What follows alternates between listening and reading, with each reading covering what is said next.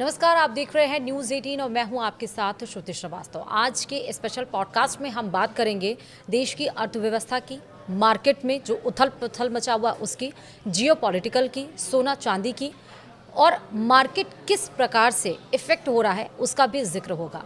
क्योंकि इसमें कोई डाउट नहीं है कि भारत की अर्थव्यवस्था उभरती हुई अर्थव्यवस्था है और अगर हम अपने जीडीपी की बात करें तो 7.5 टू 7.6% हमारी ग्रोथ रेट भी है, लेकिन वो तमाम फैक्टर्स काउंट करते हैं जो इकॉनमी को डिस्टर्ब करते हैं, जैसे कि जियोपॉलिटिकल टेंशन हो गया, सोना और चांदी हो गया, स्ट्रेट ऑफ हॉर्मुज हो गया। तो वो तमाम फैक्टर्स हैं जो शेयर मार्केट को भी इफ़ेक्ट कर रहे हैं। तो आखिरकार मार्केट कब थमेगा, क्यों इतनी ज़्यादा जियोपॉलिटिकल टेंशन बन गई है, ईरान अमेरिका इसराइल का वॉर कब होगा, स्ट्रेट ऑफ हॉर्मुज जो टेंशन ऑफ पॉइंट है, जो सेंटर ऑफ पॉइंट है, जहां से पूरे विश्व का 20% तेल आयात किया जाता है, वो आखिरकार उस पर टेंशन कब खत्म होगा, सोना और चांदी जो इतना फ्लक्चुएट हो रहा है वो कब थमेगा। इन सारे मुद्दों पर हम बात करेंगे। हमारे साथ है मार्केट एक्सपर्ट शरद कोहली जी। बहुत बहुत स्वागत है सर आपका इस स्पेशल पॉडकास्ट में। और सबसे पहला सवाल मेरा यही, और जो सबके जहन में है, कि आखिरकार मार्केट में ये क्या चल रहा है और क्यों इतनी फ्लक्चुएशंस हैं मार्केट में। देखिए, दो मार्केट्स की बात करते हैं। पहले हम स्टॉक मार्केट की बात करते हैं, फिर हम सोने चांदी की मार्केट की बात करते हैं। शेयर मार्केट में फ्लक्चुएशंस इसलिए हैं कि क्रूड ऑयल, जो कि बहुत बड़ा हमारे देश के लिए महत्वपूर्ण एक पैरामीटर है, वो बार बार फ्लक्चुएट हो रहा है, नीचे आता है फिर वापस। इस समय जब हम बात कर रहे हैं अभी भी 87-88 के आसपास वो खड़ा हुआ है। और ये देखते हुए कि करीब 88% हमारे देश की रिक्वायरमेंट क्रूड ऑयल से पूरी होती है, ये महंगाई को हवा दे रहा है। तो आपने देखा कि कल जो CPI के आंकड़े आए 4.45 के आए, इससे पिछले महीने 4.38 था, थोड़ा सा उसमें बढ़ोतरी देखी गई। तो महंगाई सभी चीज़ों में, फूड और फ्यूल यानी खाने पीने की चीज़ें और फ्यूल, ये दो चीज़ें ऐसी हैं जिसमें महंगाई सबसे ज़्यादा प्रभावित कर रही है। पर ज़मीनी तौर पे लोग ये कह रहे हैं कि महंगाई जब सभी चीज़ों पे, ग्रोसरीज पे, कुछ भी वो ख़रीदने जा रहे हैं वो पहले से ज़्यादा महंगा मिल रहा है। तो मुख्यतः इसका रीज़न जो है वो क्रूड ऑयल है। तो उसी ने मार्केट को भी प्रभावित किया हुआ है। जब जब क्रूड ऑयल बढ़ता है तो मार्केट प्रेशर में आती है, इन्फ्लेशन बढ़ने से मार्केट प्रेशर में आती है। तो मार्केट्स जो हैं बहुत वॉलेटाइल, और ऊपर जाने के लिए मार्केट बेकरार है, पर क्योंकि अंतर्राष्ट्रीय परिस्थितियां इस प्रकार की बनी हुई हैं कि वो मार्केट को ऊपर नहीं जाने दे रही। अब हम अगर सोने चांदी की बात करें, सोने चांदी की मार्केट की बात करें, तो सोने चांदी ने कुछ पिछले 10-12 दिन से कुछ सुधार दिखाया है। लगभग 10% का उसमें उछाल आया है। हालांकि आज थोड़ा सा फिर दबाव में है, थोड़ा सा प्रॉफिट बुकिंग आई है। इस समय जब हम बात करें तो लगभग $4,380 प्रति आउंस के हिसाब से, भारतीय रुपए में बात करूं मैं, तो लगभग 1,53,54,000 के आसपास है प्रति 10 ग्राम। तो ये जो सुधार हुआ है, इसका कारण था कि अब जो सोने चांदी के ट्रेडर्स हैं श्रुति, जो अमेरिका में जहाँ से इसकी प्राइस चलती है, वहाँ से अब उन्होंने जियोपॉलिटिकल रिस्क को, वैश्विक अर्थव्यवस्था में अनिश्चितता को, वैश्विक अर्थव्यवस्था की अस्थिरता को, इन चीज़ों पे ध्यान देना शुरू किया है। अभी तक क्या हो रहा था कि ये लोग ध्यान दे रहे थे खाली जो अमेरिका में डॉलर इंडेक्स होती है, डॉलर की प्राइस होती है, और जो बॉन्ड यील्ड्स होती है। थोड़ा सा हट के इनको लग रहा है कि सोना चांदी आगे काम आने वाली चीज़ है, और इसको एक सेफ़ हेवन इन्वेस्टमेंट मान के चल रहे हैं, इसको एक हेज की तरह मान के चल रहे हैं। तो मुझे अब यहाँ से सोना चांदी का बहुत ज़्यादा दबाव आता फ़िलहाल नहीं दिखाई दे रहा है। मुझे लग रहा है यहाँ से लेकर दिसंबर तक, और अमेरिका में इलेक्शंस भी हैं दिसंबर में, तो राष्ट्रपति ट्रंप कोशिश करेंगे कि महंगाई ज़्यादा ना रहे। तो अगर महंगाई ज़्यादा नहीं रहती है तो वहाँ का जो सेंट्रल बैंक है, जिसको हम फेड कहते हैं, राइट, तो फेड शायद इंटरेस्ट रेट्स ना बढ़ाए, तो इससे सोना चांदी को हवा मिल सकती है। तो मुझे लग रहा है कि यहाँ से दिसंबर तक सोने चांदी के लगभग 70% चांस है कि ये ऊपर जाएगा, लगभग 30% चांस है कि ये दबाव में आ सकता है। अच्छा, क्योंकि एक तरफ तो राष्ट्रपति डोनाल्ड ट्रंप ये कोशिश कर रहे हैं कि ये टेंशन खत्म हो जाए और एक डील पर, पीस डील पर हम दोनों टेबल पे बैठ जाएं, लेकिन ईरान का उधर एक बोल्ड स्टेटमेंट आ गया कि 2029 तक वो पीछे नहीं हटेगा। तो जी हाँ, तो आज ये स्टेटमेंट आया और लोग बहुत हैरान है स्टेटमेंट को सुनकर। और देखिए कि इस स्टेटमेंट को अगर आप गहराई में पढ़ेंगे तो ईरान के पास, लोग सोच रहे हैं कि इतनी ताकत कहाँ से आ रही है कि वो और 2.5-3 साल तक जो है वो अमेरिका को झेल पाएगा, क्योंकि अमेरिका के पास जो हथियार हैं, अमेरिका के पास जो हमला करने की क्षमता है, वो ईरान के पास नहीं है। ईरान ज़्यादा जॉर्डन, बहरीन, कुवैत, इन पर हमले करता है। पर अब जो एक नया डर जो मार्केट में निकल कर आया है वो ये है कि कहीं रशिया और चाइना ईरान की मदद कर रहे हैं। इसी बलबूते पर श्रुति, उन्होंने ये बात बोली है कि हम इसको राष्ट्रपति ट्रंप के कार्यकाल के अंत होने तक हम इसको चलाएंगे। तो ये बहुत खतरे वाली बात है, क्योंकि अभी तक ईरान के पास ऐसा कोई हथियार नहीं था जो अमेरिका के मेन लैंड में जाके वार करे, क्योंकि अमेरिका वहाँ से कई हजार किलोमीटर दूर है। हाँ। अब इनका ये अंदेशा जताया जा रहा है कि रशिया या चाइना उसको 15,000 किलोमीटर मार करने वाली एक मिसाइल दे सकता है, जो कि अमेरिका के मेन लैंड में यानी न्यूयॉर्क पर, वॉशिंगटन पर यहाँ जाके हमला कर सकती है। तो ये नई चिंता जताई जा रही है। तो मुझे लग रहा है ईरान की जो ये स्टेटमेंट है जो आपने कही, इसको अगर हम अंग्रेजी में बोलते हैं रीड बिटवीन द लाइन्स, तो अगर हम इसको गहराई में पढ़ें तो ये साफ तौर पे इंडिकेट कर रहा है कि रशिया और चाइना की बैकडोर से, पर्दे के पीछे से एंट्री हो चुकी है, और तभी ईरान इस प्रकार की स्टेटमेंट दे रहा है। मुझे लग रहा है ये बहुत दुनिया के लिए खतरे की बात है, और मैंने आपके अन्य एक रीजनल चैनल पे ये बात बोली थी। मुझे यहाँ से 2030 तक विश्व युद्ध 3 की, वर्ल्ड वॉर 3 की आहट सुनाई दे रही। अच्छा, मैंने ये क्वेश्चन इसलिए पूछा आपसे शरद जी कि अगर ईरान ये कह रहा है कि जब तक डोनाल्ड ट्रंप रहेंगे गद्दी पर, तब तक ये लड़ाई खत्म नहीं होगी, 2029 तक हम रहेंगे, और हमें ये चाहिए कि स्ट्रेट ऑफ हॉर्मुज़ पर जो भी टेंशन है ख़त्म हो, क्रूड ऑयल के दाम जो हैं वो थमे। तो अगर 2029 तक ये एग्जिस्ट रहा, ये ऐसे ही खिंचता रहा, तो फिर क्या होगा मार्केट पे, उस पर क्या? देखिए, अभी तो एक स्टेटमेंट है श्रुति, अभी हम ये नहीं कह सकते कि ईरान सच में ऐसा कर पाएगा कि नहीं कर पाएगा, पर अगर हम इसको सच मान के चले, जैसा आप कह रही हैं, तो ये बहुत ही दुनिया भर के लिए, मैं समझता हूँ, एक मंदी में जाने का रेसिपी हो जाएगी। पहले ही पता है आपको कि जो दुनिया का डेवलप्ड पार्ट है, जो अपने आप को विकसित कहता है, ज़्यादातर यूरोप है, अमेरिका है, ये पहले ही रिसेशन में है। अमेरिका इसको स्वीकार करे ना करे, यूरोप के कुछ देश स्वीकार करे ना करे, ये लोग ऑलरेडी रिसेशन में हैं। तो मुझे लग रहा है अगर ये 2029 तक ये समस्या, अभी लगाइए 5-5.5 महीने में ही दुनिया की हालत प्रस्त हो गई है बुरी तरह से। आप लगाइए कि महंगाई सारी दुनिया में फैल गई है, ग्लोबल सप्लाई चेन डिसरप्ट हो गई है, सामान की आवाजाही रुक गई है, और अगर कहीं ये 2.5-3 साल हो गया तो दुनिया, दिस इज़, अंग्रेजी में इसको बोलते हैं, this is a recipe for disaster. बहुत बड़ा मार्केट में उथल पुथल हो जाएगा, और मार्केट्स यहाँ से क्रैश कर सकती हैं, मार्केट यहाँ से नीचे जा सकती हैं, और लोगों के निवेश किए हुए पैसे यहाँ से डूब सकते हैं। तो मैं न्यूज़ 18 राजस्थान और अन्य जगह जहाँ भी ये हमको सुन रहे हैं, मैं उनको ये सलाह ये देना चाहूँगा कि अगर आपने निवेश ऐसे में, क्योंकि लोगों को तो श्रुति यही मतलब होता है कि भाई ठीक है, लड़ाई चल रही है, हमारी अर्थव्यवस्था पे, हमारे निवेश पर, हमारी अर्थव्यवस्था पे क्या फ़र्क पड़ेगा। तो मैं उनको ये सलाह देना चाहूँगा कि आपने अगर एक ही एसेट क्लास में अपना सारा पैसा निवेश किया हुआ है, क्योंकि मार्केट की जब बात आती है तो निवेश की बात आती है, तो आप उसको फैला दें। आप उसको एक ही, अगर मान लीजिए किसी ने खाली बैंक में रखा है, अभी कुछ देर पहले मेरे पास एक शख्स का फ़ोन आया, उन्होंने कहा कि मैंने एक ABC बैंक में मैंने सारे अपनी FD रखे हुए, मैंने सुना है कि ईरान के नीचे केबल काट दी जाएंगे इंटरनेट की, तो अगर इंटरनेट कट जाता है तो फिर तो हमें और आपको जिस ज़रिए से लोग देख रहे हैं उनको भी परेशानी आएगी। तो क्या ऐसे में बैंक के सर्वर नहीं काम करेंगे तो हम अपने बैंक से पैसा निकालेंगे, क्योंकि आज तो सब कुछ ऑनलाइन होता है। तो मुझे लग रहा है कि कुछ पैसा बैंक में, कुछ आपको सोने चांदी में, कुछ stock market, mutual funds, property, इसमें आपको फैला के निवेश इस समय करना चाहिए। एक ही जगह पैसा नहीं रखिए। आपने मार्केट का हाल पूछा, तो मैंने मार्केट का हाल बताने के साथ लोगों के काम की बात भी बता दी। नहीं, दैट इज़ वेरी इंपॉर्टेंट। अच्छा, एक सवाल और मेरा कि FIIs अगर आ रहे हैं, फिर भी मार्केट क्यों कमज़ोर हो रहा है? FII श्रुति अभी मार्च, अप्रैल, मई, जून में तो उन्होंने बहुत ज़बरदस्त बिकवाली करी है। हाँ। फरवरी में उन्होंने कुछ खरीदा था, फिर उन्होंने जुलाई में करीब 20,000 करोड़ के आसपास का यहाँ पर शेयर्स खरीदे हैं। राइट।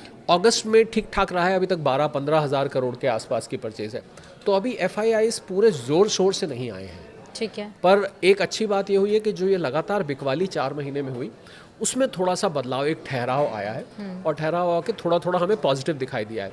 अगर ये और बढ़ता है तो, पर देखिए FIIs भी जब आते हैं जब वैश्विक परिस्थिति थोड़ी सी स्थिर हो जाए। जब अस्थिरता रहती है तो आपको कहीं दूर पैसा लगाने में थोड़ी सी संकोच होता है। बिल्कुल। तो मुझे लगता है जब तक ये युद्ध का माहौल थमेगा नहीं, और क्योंकि युद्ध एशिया में हो रहा है और FIIs ये यूरोप से आते हैं, अमेरिका से आते हैं, साउथ ईस्ट से आते हैं, तो ये मुझे लग रहा है उनको ये भी लग रहा है कि जो कच्चे तेल के दाम है श्रुति, ये भारतीय अर्थव्यवस्था की ग्रोथ की रफ्तार को प्रभावित कर सकते हैं। इसका मतलब भारत में जो कंपनीज हैं जो शेयर मार्केट में है, वो कंपनीज के प्रॉफिट प्रभावित हो सकते हैं। तो इसलिए थोड़ा सा सोच समझ के इस बार आ रहे हैं। पर जैसा मैंने कहा, राहत की खबर यह है कि लगातार बिकवाली बंद हुई है और थोड़ा थोड़ा पॉजिटिव हमें दिखने को शुरू हुआ है, इसको हम ऑफशूट्स कहते हैं। अच्छा, जो हम कहते हैं साइकिल की जिसकी हम बात करते हैं, क्या रिसेशन पीरियड में चल रहे हैं? भारत में तो नहीं है, पर वैश्विक स्तर पर हम लोगों ने एनालाइज किया, मैं और मेरी टीम ने, तो हमने देखा कि जो, जैसा मैंने कहा, जो अपने आप को डेवलप्ड वर्ल्ड कहता है, यूरोप का ज़्यादातर हिस्सा, फ्रांस है, जर्मनी है, UK है, पोलैंड है, बेल्जियम है, जो ये अपने आप को इटली है, जो अपने आप को विकसित कहता है, यहाँ पर रिसेशन चल रहा है। पर एक नया खतरनाक ट्रेंड श्रुति क्या शुरू हुआ है कि जो देश अब रिसेशन में होता है वो अपने आप को रिसेशन में दिखाता नहीं है। वो मार्जिनल से जीडीपी दिखा देगा 0.7%, 0.5%, क्योंकि जैसे ही आप रिसेशन में आप 2 क्वार्टर नेगेटिव जाते हैं तो आपके ऊपर स्टैंप लग जाती है कि आप अब रिसेशन में हैं। तो इन्होंने अब ये नया ट्रेंड शुरू हुआ है और ये बहुत खतरनाक मैं मानता हूँ, क्योंकि इससे निवेशक भ्रमित हो जाते हैं। यू नो, इट मिसलीड्स पीपल कि ये कंट्री तो रिसेशन में नहीं है, पर तो असल में जब आप इनके पैरामीटर्स देखेंगे तो ये रिसेशन में है। तो वहाँ तो रिसेशन ऑलरेडी आया हुआ है, पर ये युद्ध अगर लंबा चलता रहा इसी प्रकार तो फिर ये रिसेशन एक वायरस की तरह है। ये पूरे देश पूरी दुनिया में फैल जाएगा। और भारत अभी भी, जैसा आपने कहा कि 7% के आसपास ग्रो कर रहा है, तो भारत की ग्रोथ की रफ्तार पर भी श्रुति इस पर असर पड़ेगा जैसे जैसे समय बीतेगा, क्योंकि हम भी वैश्विक अर्थव्यवस्था का एक हिस्सा हैं। It's a global village now, तो इसलिए हमें भी उससे अछूता रहना बहुत कठिन हो जाएगा। पर फिलहाल भारत में बाकी के यूरोपियन देशों जैसी, अमेरिका जैसी हालत नहीं है, वहाँ से हम फिर भी बेहतर हैं। ठीक है, अभी सेबी की आरबीआई की अभी यहाँ पर एमपीसी बैठक हुई, हमने देखा उसका इफेक्ट हुआ। फिर सबके कि क्या लोन कम हो पाएगा, रेपो रेट इंक्रीज होगा या नहीं होगा, लेकिन ऐसा कुछ भी नहीं हुआ। व्हाट आर द फैक्टर्स कि इस बार हमने कुछ भी चेंजेस नहीं किए, ना रेपो रेट में, ना लोन को लेकर, ना ईएमआई को लेकर जो थे कि ईएमआई कम पे करना पड़ेगा। तो कौन से ऐसे फैक्टर्स रहे कि जिस पे वर्क नहीं? देखिए, उसको जो आप कह रही हैं, ये जो ऊपर जाते हैं इसको हॉकिश कहते हैं, नीचे जाते हैं इनको डविश कहते हैं। तो अभी आरबीआई ने एक न्यूट्रल स्टैंस बनाया हुआ है। उसका कारण ये था कि उन्होंने जो महंगाई की दर है वो 2 और 6 के बीच में आरबीआई ने एक रेंज फिक्स की हुई है। ठीक है, हाँ। अगर 2 और 6 के बीच में रहती है तो मतलब चिंता तो होती है जब 6 के पास जाए, पर विशेष चिंता नहीं होती। तो अभी ये उसके मिडिल रेंज में बना हुआ है। ये जो 4, 4.5 है, आप देख रहे हैं 2 और 6 के लगभग बीच में है, हालांकि अब बीच से थोड़ा ऊपर जा चुका है। तो इसको हम एक न्यूट्रल स्टैंस कहते हैं। न्यूट्रल स्टैंस मतलब यहाँ से आरबीआई ने नज़र बनाई हुई है, अगर यहाँ से महंगाई 6 की तरफ जाती है तो आपको रेट बढ़ते हुए दिख सकते हैं, अगर नीचे आती है तो आपको रेट कभी आगे घटते हुए दिख सकते हैं। तो आरबीआई के कारण इसके मुख्यतः महंगाई की दर होती है। अगर महंगाई की दर अभी टॉलरेबल लिमिट के अंदर है, इसलिए क्योंकि जैसे ही आप, श्रुति इसके पीछे जो इकोनॉमिक्स है वो ये है कि जैसे ही आप इंटरेस्ट रेट्स बढ़ाते हैं तो उससे जीडीपी की रफ्तार घट जाती है। राइट, बिकॉज पैसा महंगा हो जाता है, तो जो इंडस्ट्री में नया निवेश आना होता है वो महंगा, ईएमआईज बढ़ जाती हैं, डिमांड गिरती है। मान लीजिए आपने कार लेनी है, मकान लेना है, तो अगर आपकी ईएमआई ज़्यादा होगी तो आप सोच समझ के लेंगे, तो इससे जीडीपी की रफ्तार कम होती है, उससे नौकरियां कम होती हैं। तो ये जो इंटरेस्ट रेट बढ़ाने का निर्णय होता है ये बहुत ही सोच समझ के लेने वाला होता है। ऐसे ही अगर आप इंटरेस्ट रेट गिराते हैं तो इससे फिर महंगाई को हवा मिलती है। तो एक बैलेंस आरबीआई को स्ट्राइक करना पड़ता है महंगाई के बीच में और ग्रोथ की रफ्तार के बीच में। इसको देखते हुए उन्होंने एक न्यूट्रल स्टैंस, इसको कहते हैं, जो रखा है। अच्छा, जब हम मार्केट में निकलते हैं तो यही सवाल है कि आज हमारे पॉकेट में कितना पैसा बचा है, या जितना पैसा था वो कम क्यों होता जा रहा, पर कैपिटा इनकम। अब हम ये कह रहे हैं कि ठीक है, भारत में उसका इफेक्ट नहीं है, लेकिन ग्लोबली अगर हम देखें तो वो इफेक्टिव है। रिसेशन में चल रहे हैं जो डेवलप्ड कंट्रीज हैं, वॉर का इफेक्ट हम देख रहे हैं। तो क्या अभी जो ये सिनेरियो चल रहा है कि गरीब और गरीब, अमीर और अमीर होता जा रहा है, तो ये फैक्टर्स को कैसे कंट्रोल किया जा सकता है? या भारत इन डेवलप्ड कंट्रीज जो रिसेशन में चल रहे हैं उससे भी आगे कैसे है, वो रिसेशन में कैसे नहीं आ रहा है? देखिए, भारत एक बहुत ही विविध अर्थव्यवस्था है। यहाँ पर मैं अगर भले ही हम 7% पे ग्रो कर रहे हैं, पर हम ये नहीं कह सकते कि हमारे यहाँ गरीबी नहीं है, हमारे यहाँ बेरोजगारी नहीं है, हमारे यहाँ अमीरी गरीबी का गैप नहीं है। ये हम कभी भी नहीं कह सकते, क्योंकि भारत में इतने अलग अलग वर्ग हैं। तो जो विकसित देश होते हैं उसमें श्रुति फर्क ये होता है कि वहाँ पर जनरली ज़्यादातर पॉपुलेशन एक ही ट्रेंड से चलती है। राइट। पर यहाँ पर क्या है, कुछ बहुत गरीब है, कुछ कम गरीब है, कुछ लोअर मिडिल क्लास है, फिर मिडिल क्लास है, फिर अपर। तो भारत में ना ये वर्ग बहुत सारे हैं, इसलिए भारत में जो ग्रोथ की जो रफ्तार का असर होता है वो, उसको हम इकोनॉमिक्स में ट्रिकल डाउन इफेक्ट कहते हैं। मतलब बहुत धीरे धीरे करके वो नीचे तेज रफ्तार से बहुत साल तक बढ़ते रहिए, तब उस पर असर दिखाई देता है। जबकि जो विकसित देश है वहाँ पर थोड़ा सा भी अगर असर होता है तो पूरी की पूरी पॉपुलेशन एकदम से प्रभावित हो जाती है। तो मुझे लग रहा है अगर भारत को, अगर हम विकसित भारत की बात करें जो आपने कही, अगर मैं उसका निचोड़ निकालूं, अगर 2047 में विकसित भारत बनना है तो मेरी कैलकुलेशन के हिसाब से भारत को 8 और 9% के बीच में लगातार यहाँ से लेके 2046-47 तक बढ़ना पड़ेगा, तब हम विकसित में पहुँच सकते हैं। बाकी ये सवाल तो आपने जो कहा हमेशा उठाया जाता है कि भारत की पर कैपिटा इनकम इस समय $2760 है। और अगर हम अपने पड़ोसी देशों को भी लें, श्रीलंका वगैरह को लें, वहाँ किसी में $4400 के आसपास भी है। तो भारत की आबादी भी एक किस्म से रुकावट है हमारी ग्रोथ में पर कैपिटा में, क्योंकि पर कैपिटा क्या होता है, टोटल जीडीपी को आप डिवाइड कर देते हैं पॉपुलेशन से, तो पर कैपिटा निकल आती है। तो अगर आबादी हमारी 140-45 करोड़ की होगी तो हमारी पर कैपिटा घट जाती है। तो उससे क्या होता है श्रुति, जो ग्रोथ की रफ्तार होती है उसका बेनिफिट लोगों तक पहुंचने में वर्षों लग जाते हैं। ठीक है। तो जैसा मैंने कहा, कुछ लोग अमीर, आपने बिल्कुल कहा, कुछ अमीरों को ज़्यादा फायदा हो जाता है। हाँ। जो बिल्कुल पंक्ति में आखिरी व्यक्ति खड़ा है उसको बहुत थोड़ा फ़ायदा होता है। तो भारत की अर्थव्यवस्था में ये कॉम्प्लेक्सिटी अभी है और मुझे लगता है अभी कुछ टाइम तक बनी रहेगी। ठीक है। अच्छा, अब क्योंकि ये तो सबको पता है कि जिस कंट्री के पास ज़्यादा गोल्ड है उसकी इकॉनमी उतनी ज़्यादा मजबूत, जी, या अब बोला जाता है अब तो गोल्ड खरीद के रखना भी, कलेक्ट करना भी शुरू कर दिया। अब जब हम गोल्ड सिल्वर की बात कर रहे हैं तो अपने हाईएस्ट पीक पर कितना पहुंच सकता है? देखिए, गोल्ड अभी जिस कंट्री के पास जितना है, अभी वो समय नहीं आया है कि उसकी स्ट्रेंथ उससे जांची जाए, नापी जाए। इसको 1971 से पहले गोल्ड स्टैंडर्ड होता था। यस। तब ये होता था कि कंट्री की करेंसी की स्ट्रेंथ उसके पास गोल्ड। हाँ। पर ऐसा लग रहा है, खासकर चाइना इस बात की तरफ इशारा कर रहा है कि आने वाले समय में गोल्ड स्टैंडर्ड वापस आ सकता है। ठीक है। यानी कि डॉलर की जो बादशाहत है वो समाप्त हो सकती है। तो जितना गोल्ड जिसके पास होगा उतना ही, क्योंकि जब डॉलर की कंट्रोल खत्म हो जाएगी श्रुति, तो फिर अगली कोई इंटरनेशनल मेजर ऑफ वैल्यू बचती नहीं है जिसके आधार पर आप किसी चीज़ की वैल्यू माप सकें। तो मुझे लग रहा है कि गोल्ड जिस प्रकार से सेंट्रल बैंक्स खरीद रहे हैं, आपने जो कहा, वो उसकी खरीद ये बताती है कि उनको भी लग रहा है कि डॉलर आगे इतना नहीं चल पाएगा। तो ये सेंट्रल बैंक्स का गोल्ड खरीदना और डॉलर एसेट्स को बेचना, मुझे लग रहा है गोल्ड के लिए आगे, मैं उनमें से हूँ जो कि एक प्राइस नहीं डालता हूँ। आप सोशल मीडिया पे देखेंगे gold 4 lakh, gold 3 lakh, gold 2.5 lakh, gold, एक ने तो गोल्ड 15 लाख भी लिखा हुआ था। मैं उनमें से नहीं हूँ, परंतु इस एक बात को मैं यकीनी तौर पे कह सकता हूँ कि 2 से 5 साल में श्रुति गोल्ड बहुत अच्छे रिटर्न देने वाला है। गोल्ड और सिल्वर दोनों बहुत ज़्यादा चमकने वाले हैं, क्योंकि जैसे जैसे हम डी डॉलराइजेशन की तरफ बढ़ेंगे, जैसे जैसे दुनिया रिसेशन में जाएगी, जिसकी अभी हमने बात करी, तो गोल्ड और सिल्वर लोग और ज़्यादा इकट्ठा करेंगे। और ये चाइना में देखने को मिल रहा है, भारत में देखने को मिल रहा है, बहुत सारे अन्य देशों में देखने को मिल रहा है। तो भविष्य बहुत उज्ज्वल है। मैं कोई नंबर नहीं रखना चाहूँगा, मैं ऐसा कह सकता हूँ कि आज अभी $4,400 के आसपास है, तो पहला लेवल $5,000 होगा। उसके बाद अगर ये $5,000 पार करता है तो फिर मुझे लगता है बहुत तेज़ी से भागने लगेगा। ठीक है। अब हम इन्वेस्टमेंट की बात करते हैं, तो इन्वेस्टमेंट करें किधर पैसे को हम कंट्रीब्यूट करें और कैसे कंट्रीब्यूट करें? देखिए, अगर जैसी अभी परिस्थिति है दुनिया की, जो ये सारा वैश्विक मंदी, लड़ाई, युद्ध, ऐसे में there is a saying in investment, don't put all eggs in the same basket. That you already said. आपको सारे पैसे एक ही जगह नहीं लगाने हैं। तो ऐसे में 5-6 एसेट क्लासेस में आपको लगाना चाहिए। कुछ बैंक एफडी हो गया, कुछ गोल्ड सिल्वर हो गया, जैसे मैंने बताया, कुछ स्टॉक मार्केट हो गया, म्यूचुअल फंड्स हो गया, कुछ प्रॉपर्टी हो गया, कुछ गवर्नमेंट बॉन्ड्स हैं उसमें भी लगा सकते हैं, स्टेट गवर्नमेंट के भी बॉन्ड्स होते हैं, पोस्ट ऑफिस की स्कीम्स हैं। तो ये 6-7 एवेन्यूज़ हैं जहाँ पर आप फैला के लगाइए। इससे होगा क्या श्रुति, हो सकता है आपको थोड़ा सा कम रिटर्न आए, पर कम से कम आपके आसपास एक सेफ्टी नेट होगा कि कोई एक पिलर लड़खड़ा भी जाता है तो आपके पास कम से कम बाकी के पिलर्स आपको संभाल लेंगे। तो ये मेरी सलाह है कि जो भी लोग करें, हालांकि निवेश की सलाह लोगों को अपने इन्वेस्टमेंट एडवाइज़र से लेनी चाहिए, फाइनेंशियल एडवाइजर से लेनी चाहिए। हम एक एनालिसिस कर रहे हैं कि ऐसे वक्त में फैला के पैसा लगाना ही उचित रहता है।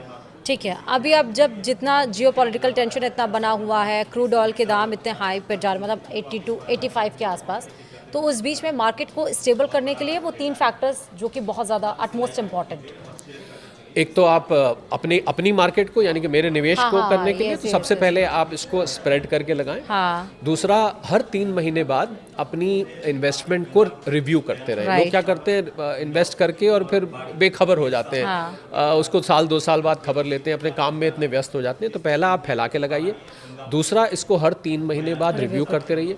और तीसरा, जियोपॉलिटिकल फैक्टर्स पे नज़र रखिए, क्योंकि कोई भी मार्केट, कोई भी निवेश श्रुति जियोपॉलिटिक्स के पीछे पीछे चलता है। तो हो सकता है जियोपॉलिटिक्स की वजह से कोई एक आपका निवेश का एसेट क्लास एकदम से डगमगाने लगे। तो जियोपॉलिटिक्स पे ज़रूर नज़र बना के रखिए। ये मत सोचिए कि जियोपॉलिटिक्स तो मेरा सब्जेक्ट नहीं है। मैं एक अर्थशास्त्री हूँ और फाइनेंस एक्सपर्ट हूँ। मुझसे लोग कहते हैं कि आप जियोपॉलिटिक्स पे बोलते हैं, आपका तो फाइनेंस और इकोनॉमिक्स एरिया है। तो मैं उसका जवाब ये देता हूँ कि हम फाइनेंस और इकोनॉमिक्स को बिना जियोपॉलिटिक्स के समझ ही नहीं सकते। अगर मुझे पता ही नहीं होगा श्रुति कि युद्ध में क्या हो रहा है, कौन सा देश अटैक करने को है, तो मैं बिल्कुल गलत हो सकता हूँ अपनी फाइनेंशियल और इकोनॉमिक एनालिसिस। तो जो मार्केट एक्सपर्ट हमारे साथ जुड़े हुए थे शरद कोहली जी, उन्होंने विस्तार से यानी कि पूरा डिस्क्राइब करके बताया कि आपको इन्वेस्टमेंट कैसे करना है, उसका रिव्यू कैसे करना है and what are the factors जो कि इकॉनमी को डिस्टर्ब करने की कोशिश कर रहे हैं। हालांकि उसके बाद भी अच्छी बात यह है कि भारत की जो इकॉनमी है वो स्टेबल है, लेकिन आने वाले दिनों में because future is uncertain and we can not predict the future, तो भविष्य को हम प्रेडिक्ट नहीं कर सकते, कुछ भी हो सकता है। तो फिलहाल यही है कि सुरक्षा आपके हाथ में है और देख समझ कर जो भी करिए, इन्वेस्ट देख समझ कर और अपने एडवाइजर्स के एडवाइस लेकर करिए। Thank you so much sir हमारे साथ जुड़ने के लिए और विस्तार से तब बात करने के लिए, और मुद्दों के लिए बने रहिए हमारे साथ। नमस्कार।